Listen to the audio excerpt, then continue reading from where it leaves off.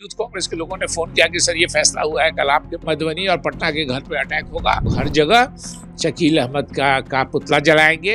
ये शीर्ष नेतृत्व का तो शीर्ष नेतृत्व कांग्रेस में आज की तारीख में एक ही आदमी है, उनका नाम है श्री राहुल गांधी। 6 दिसंबर 1992 को जब बाबरी मस्जिद का विध्वंस हुआ, शहादत हुई, तो मैंने नरसिम्हा राव जी के बहुत किया, वो पूरा खत है जो कल 2-4 दिन में मैं पोस्ट करूंगा। राहुल जी क्या सोचते हैं कि नरेंद्र मोदी जी से नाराज होंगे तो लोग मेरी तरफ चले आएंगे। अब अगर कांग्रेस को बनाना चाहते हैं तो नरेंद्र मोदी जी को अनपॉपुलर होना पड़ेगा, और नरेंद्र जी मोदी जी पॉपुलर रहे तो कांग्रेस का कोई चांस नहीं लगता है। तो कांग्रेस का भविष्य नरेंद्र मोदी जी पर टिका है, जो मेरी जानकारी है। देखिए, मैंने कुछ नहीं कहा है, मैंने अपनी राय जाहिर कर की है। मैं कांग्रेस का मेंबर नहीं हूं, मैंने 2 महीना पहले रिजाइन कर दिया। मैंने 3 साल पहले अनाउंस कर दिया कि मैं चुनाव नहीं लड़ूंगा। मेरे 3 बेटे हैं, उन तीनों ने भी कह दिया कि हम लोग राजनीति में नहीं आएंगे, we are not interested in politics.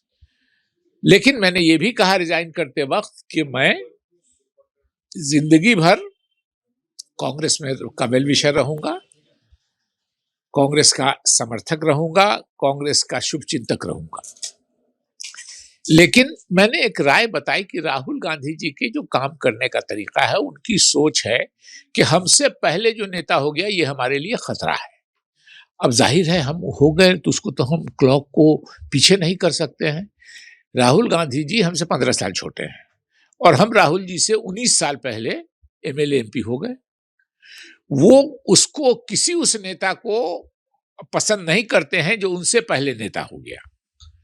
वो चाहते हैं कि वो सारे नेता मर जाएं, कांग्रेस छोड़ दें, चले जाएं, और हम जो रूटलेस किस्म के लोग हैं उनको हम कांग्रेस में ले आवे। हाँ, एक बात जरूर कहेंगे कि कुछ पढ़े लिखे लोगों को उन्होंने जमा किया है, लेकिन जमीन पर उनका कोई बेस नहीं है। पॉलिटिक्स में पढ़ाई लिखाई का महत्व है हर जगह लाइफ में, लेकिन ऐसा नहीं है कि वही सब कुछ है। तो उन्होंने युवाओं को, चूंकि वो अंग्रेजी में कुछ ज्यादा कंफर्टेबल हैं दूसरे लोगों के मुकाबले में, इसलिए उनसे ज्यादा इंटरेक्ट कर पाते हैं। लेकिन उम्र उनका सबसे बड़ा क्राइटेरिया है कि जो उम्र में हमसे बड़ा है या जो हमसे पहले एमएलए एमपी मंत्री हो गया है, जो हमको नेता नहीं मानेगा। जो हमसे पहले नेता हो गया है वो हमको नेता नहीं मानेगा। और बात सही है कि हम उनको नेता नहीं मान सकते हैं। नेहरू गांधी खानदान के लोग हैं, इज्जत करेंगे। आप प्रेसिडेंट हो गए, आप वाइस प्रेसिडेंट हो गए, आप ही पर कांग्रेस की इसमें कहीं कोई दो राय नहीं है कि 99-100% कांग्रेसी जो हैं वो नेहरू गांधी खानदान को मानते हैं कि वो जिसको कहेंगे उसको कर देंगे। अभी नेहरू गांधी खानदान यानी सोनिया गांधी, राहुल गांधी और प्रियंका गांधी एक सोच के हैं, इसलिए कहीं नहीं। हाँ, जिस दिन इन लोगों की सोच अलग अलग होगी उस दिन कांग्रेसी संशय में पड़ेगा कि हमको क्या करना है। तो इसलिए मैंने अलग होकर उनको कहा कि राहुल गांधी जी की ये कमजोरी है।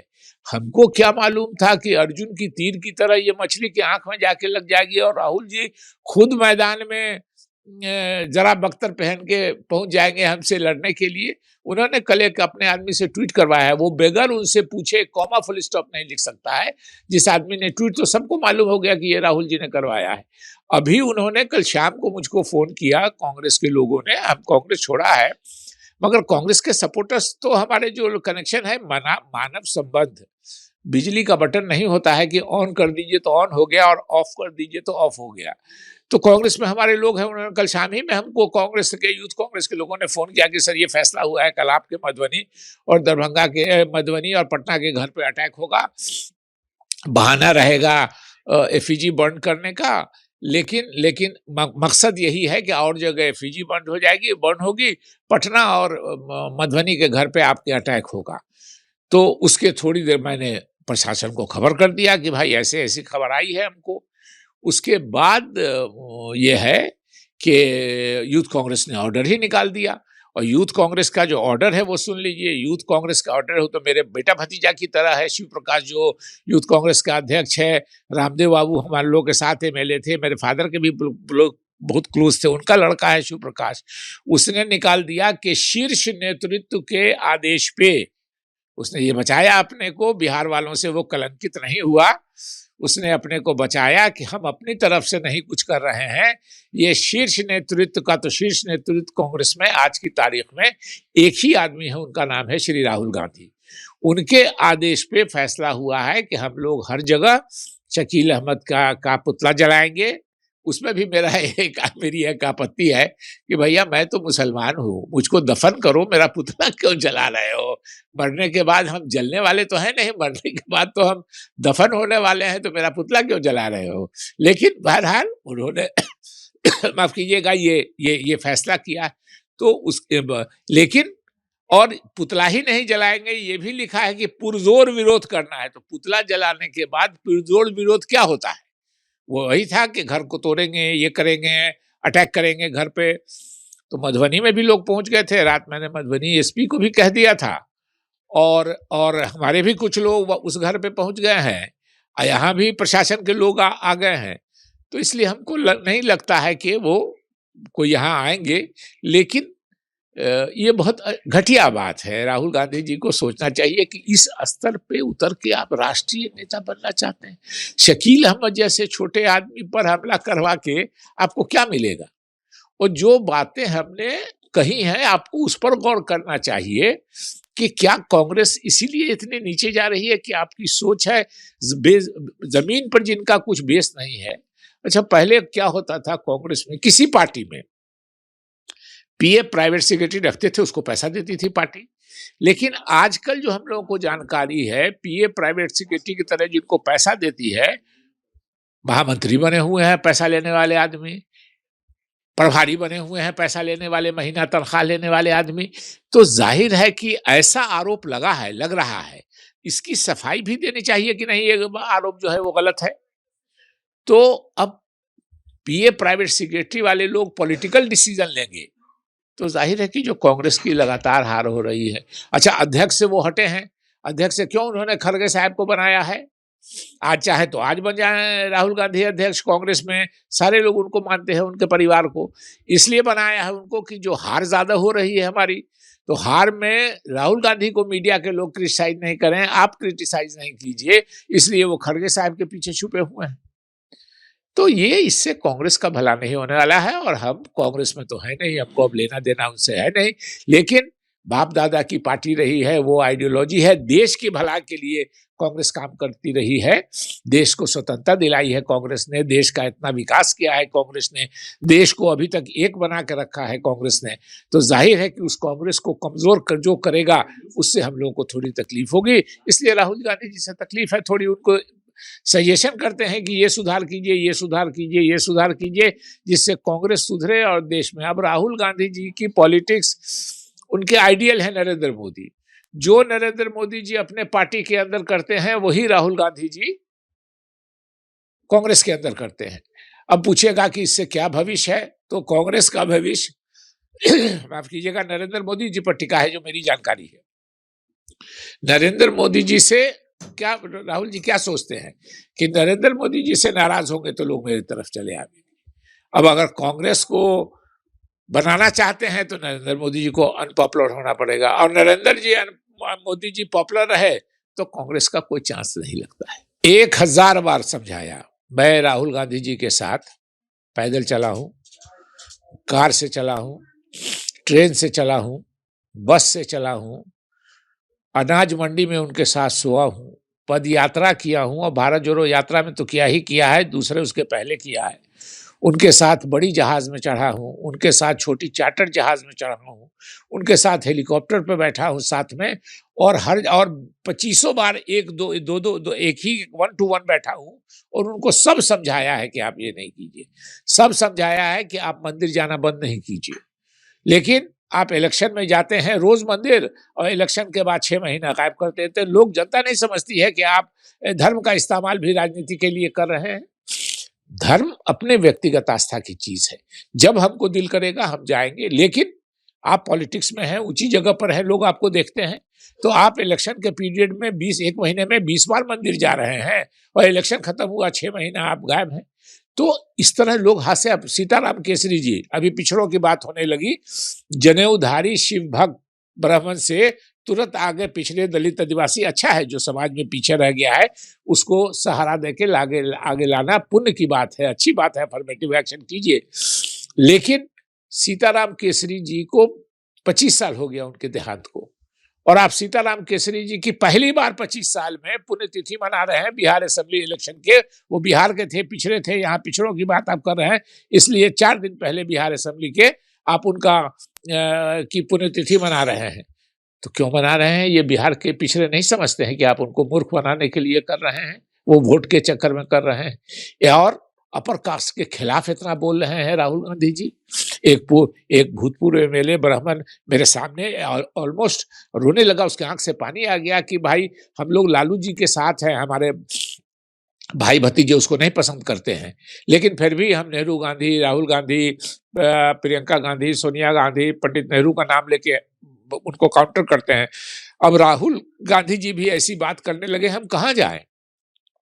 अपर कास्ट को आप अपर कास्ट बेच रहा है कांग्रेस का, और अपर आज ठीक है, आज अपर कास्ट कांग्रेस को कम वोट देता है, लेकिन अब कैडर हमारे आज भी ज्यादा से ज्यादा अपर कास्ट के लोग हैं, और आप उनको बुरा भला कह रहे हैं।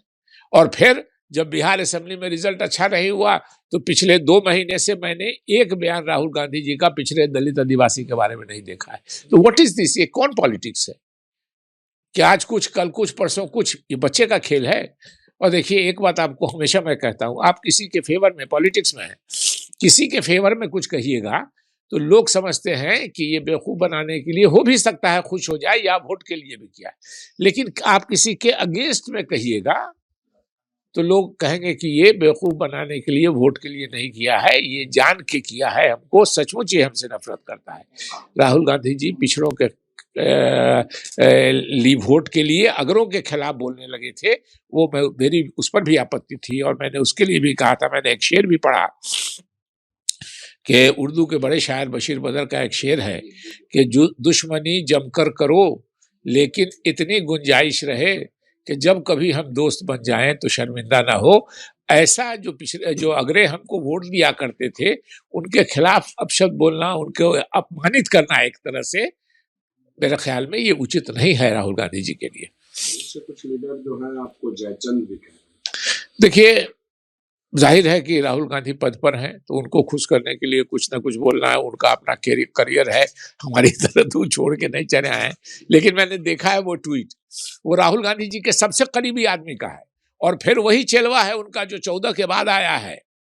राहुल गांधी जी को तो प्रॉब्लम है, जो जिसके बारे में है वो तो उन्होंने ये कन्विंस ही कर दिया।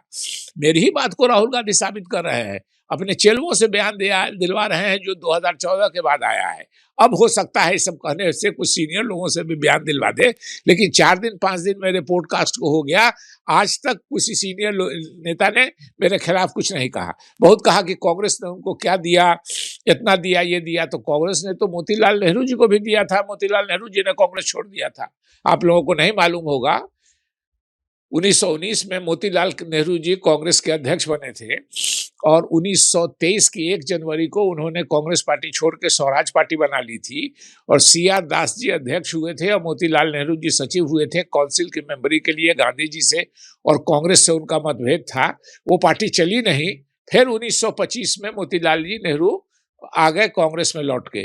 तब जब मोतीलाल नेहरू जैसा बड़ा कांग्रेस का नेता कांग्रेस छोड़ सकता है, तो शकील अहमद किस खेत की मूली है?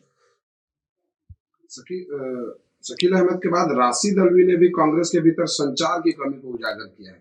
देखिए, दुखी वो है, वो हम लोग जानते हैं, दुखी ज्यादातर लोग हैं, इसीलिए जो हमको फोन कर रहे हैं मेरे इस बयान के बाद, मुझको सबसे ज्यादा कांग्रेसियों ने धन्यवाद के लिए फोन किया। वो कहता है कि बिल्ली के गले में घंटी कौन बांधेगा, आप आगे निकल गए, आपने बांध दिया। 90% जो मुस्लिम लीडर्स हैं और जो वो लोग हैं, वो लोग हैं जिनको राहुल गांधी लाए हैं, जिनको राहुल गांधी लाए हैं उनको छोड़ दीजिए, उनके अलावा जो राहुल गांधी के पहले आ गए हैं कांग्रेस में, उसमें 90% लोग उनसे, उनके वे ऑफ फंक्शनिंग से नाराज है। एक सवाल है कि बहुत हो गया। एक मिनट, राष्ट्रपति द्रौपदी मुर्मू द्वारा आयोजित एक रिसेप्शन में मेहमानों को असमिया गमोसा कथित तौर पर पहनने के लिए इनकार करके सोमवार को एक राजनीतिक विवाद खड़ा हो गया, जिसमें भाजपा ने आरोप लगाया है कि कांग्रेस नेता देश के पूर्वजों का अपमान कर रहे हैं। देखिए, मुझको इसके बारे में कोई जानकारी नहीं है। नहीं, राहुल गांधी जी जान के किसी बाहर वाले का अपमान नहीं करते हैं। पीडीए में वो देखते होंगे कि खड़गे साहब को गले लगा लिया, खड़गे साहब को पानी डाल के दे रहे हैं, वो अंग्रेजी में उसको कहते हैं PDA, public demonstration of affection. तो ये राहुल गांधी जी करते हैं। इस मामले में मुझको जानकारी नहीं है कि ये गमछा के मामले में क्या हुआ, इसलिए इस पर जिस पर जानकारी नहीं हो उस पर नहीं बोलना चाहिए। को दोहराए फोटो ऑप्स के लिए ही, लेकिन अंदर में वो गड़बड़ है। दो पर्सनालिटी है राहुल जी की, स्प्लिट पर्सनालिटी आप कह सकते हैं।